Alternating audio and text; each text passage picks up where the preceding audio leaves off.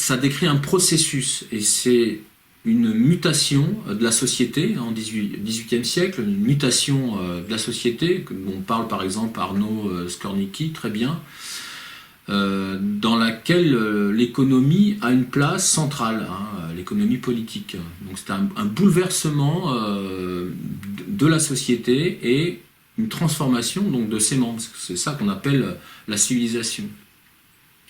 Donc c'est une mutation totale, un basculement d'une société à une autre.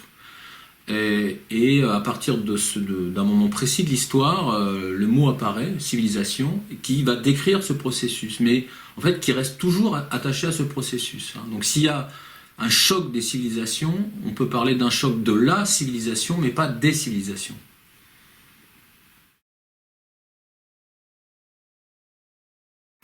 En fait, il y a un modèle de civilisation. La civilisation procède d'un modèle, d'une modélisation en fait, de l'ensemble des sociétés.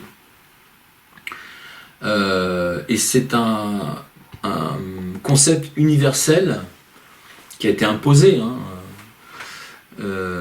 et qui vient finalement à la suite de la chrétienté. La chrétienté, après la réforme, la contre-réforme, elle cède la place à un projet plus ambitieux et surtout plus fédérateur qui est la civilisation.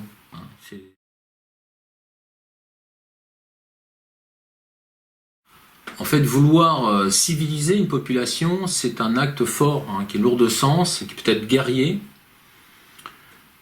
C'est une démarche qui ne peut provenir que d'une domination concrète.